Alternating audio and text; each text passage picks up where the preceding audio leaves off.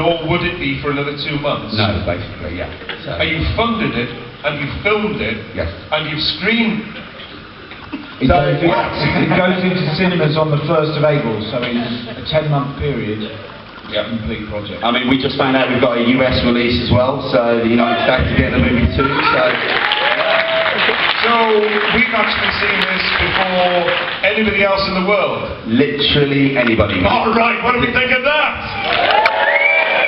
You know why? I used to have a career as a videographer filming these kinds of events, and I actually filmed a video for SciFi Weekend of Free in 2011, I think that was.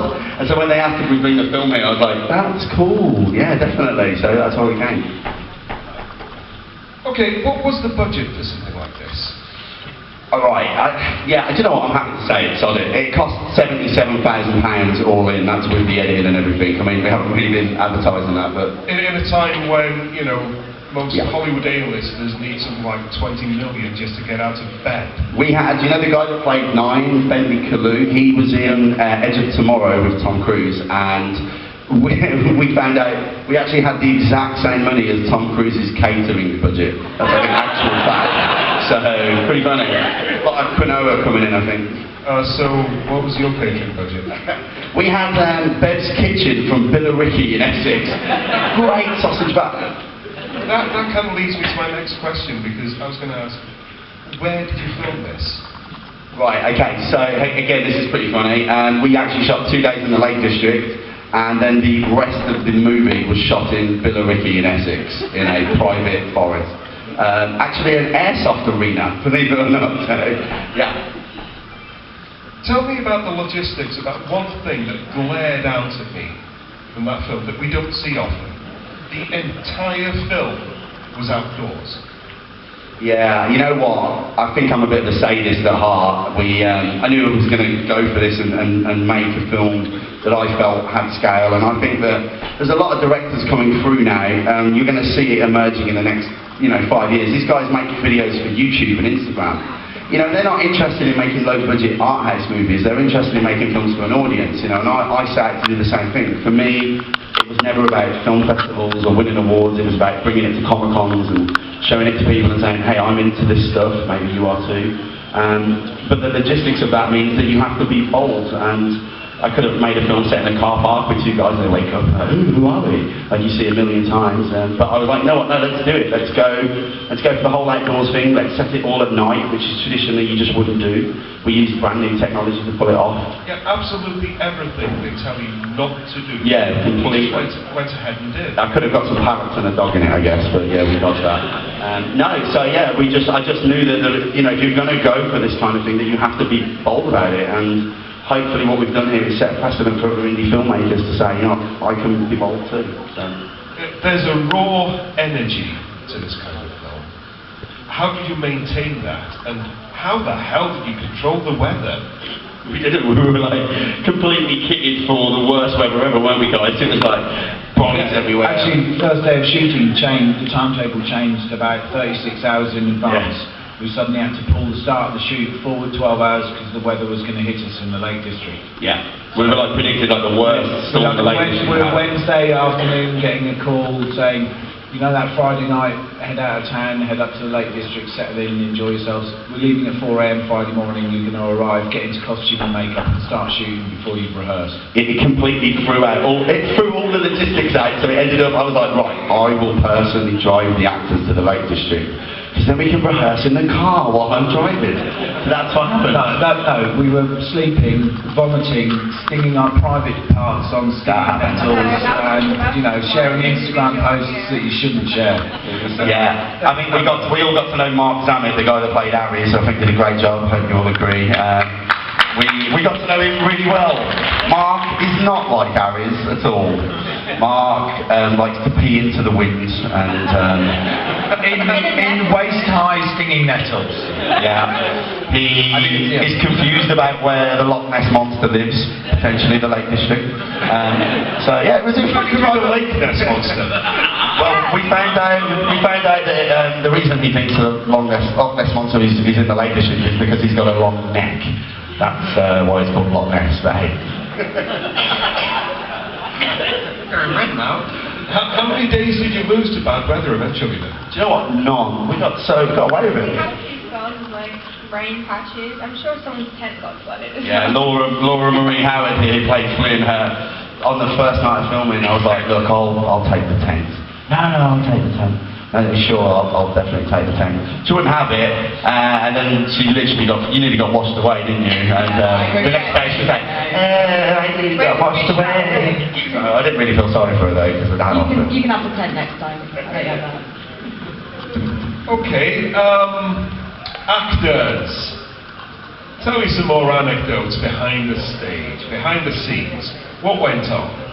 Straight on from that story, not only did Laura's tent get washed away, she had the least amount of costume of anybody, I don't know if you noticed. And she spent 2 weeks in the woods at night in basically a negligee and a pair of boots. We were shoot day would start at 4 p.m, so you'd arrive on set, have breakfast, 4 p.m. in the afternoon. Now that's alright at a weekender, but when you're doing it for a week of work and working through until 5 a.m. the next morning, that's rough. When you're then being strangled by Bentley Calloo and dragged around the woods by a man mountain in your negligee, that's a real The bruises are real. Like, Yeah, most of the cuts and bruises are real. The makeup department had an easy time. How tall is Bentley Calloo? Because Oak tree. you look like a predator. He's about 6'6", and literally he's the nicest, most gentle person, but everything he touches breaks. I mean, literally. The first night on set that he came onto set, we put him in outfit, and this is a big outfit, and he pulls me aside and he's like, Tom, I need a word with you. I'm like, yeah, what's the matter? And he's like, I broke my pants. How have you broke your pants? I'm being under the crotch? No, like right there in the front. So even they couldn't contain him. Big laugh.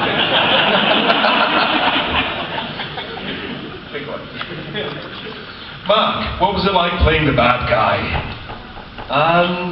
Yeah, I just felt like a pincher really.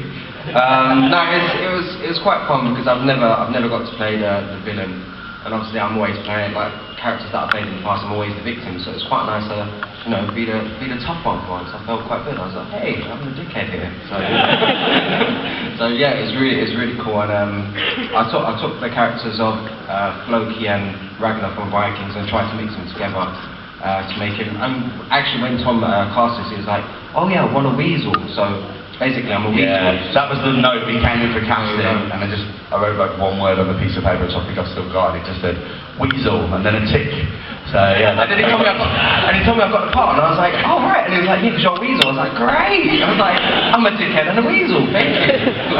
No, it was really fun. And in the Willows too, man. Yeah.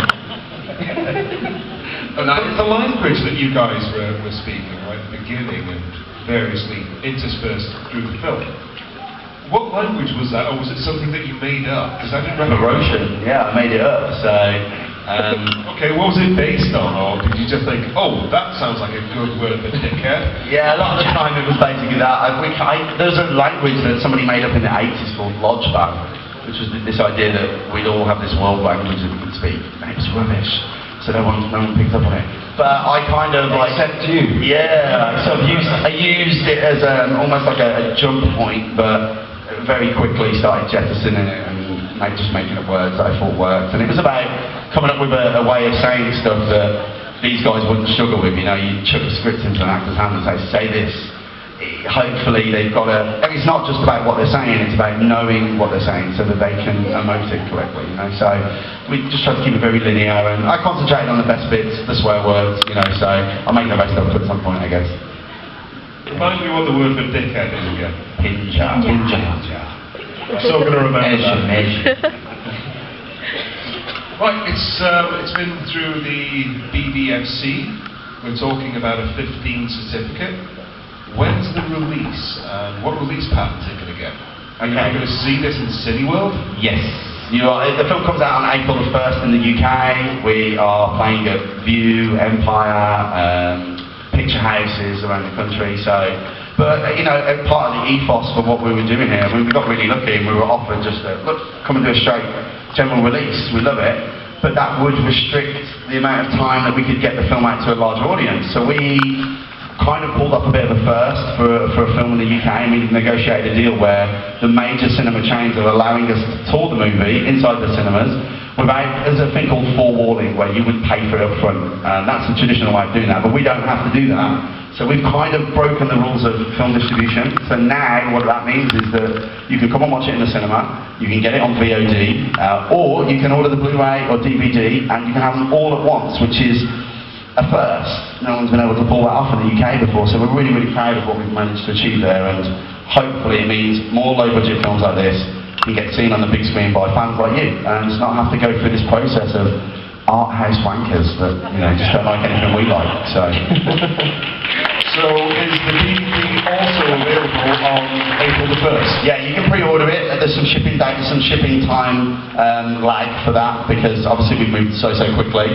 But yeah, if you want the Blu-ray, you want the DVD, you can go and pre-order it now actually. So yeah, go and find it. What a plug, huh? Ta-da.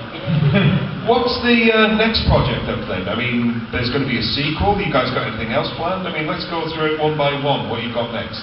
Starting with you, Luke. I think I'm going to be hosting this stage for the rest of the afternoon. Straight after this, introducing the other acts and the Q&As, bringing on people like yourself, Rob, and your guests, probably interviewing or introducing Professor Elemental and Brian Blessed. That's what I've got coming up. Who is not excited for Brian Brian Blessed? won't need a microphone, right? Yeah, there's no microphone for Brian. In fact, we have to remove them from the building. Take them outside, even though they're turned off, he still destroys them. I love Brian Blessed so much, I would have cast him as Aaron if I had the chance. Would that have worked, guys? Imagine him in a crop top. But seriously, I'm really not sure. I've just been shown this weekend. I arrived, and Tom said, "We've got a comic."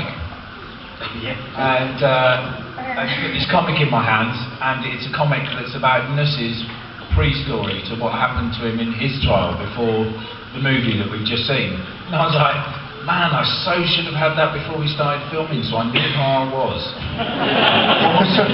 But yeah, there's a comic book out of me now that's, you know... The comic books are going to be available here later on, aren't they? That wasn't meant as a mug. That was literally just to like, I've got my own comic book! Dude! Well, how awesome is that? This is basically the work print, so this isn't what the final comic will look like, but the print company sent us a bunch and I thought it'd be kind of cool to bring them along, and if you want a genuine work print, that'll never look like that again, so yeah, we're up at the back if you want one of those. Okay, Laura, what are you doing next? Trying to keep out of trouble. Are you going to try and keep out of trouble? I'll try. I'm not promising I will keep out of trouble, but I'll try. Yeah, but trouble might have you on speed dial, so there's no getting out of that, is there? The trouble is I work with Area 51 and you've all seen what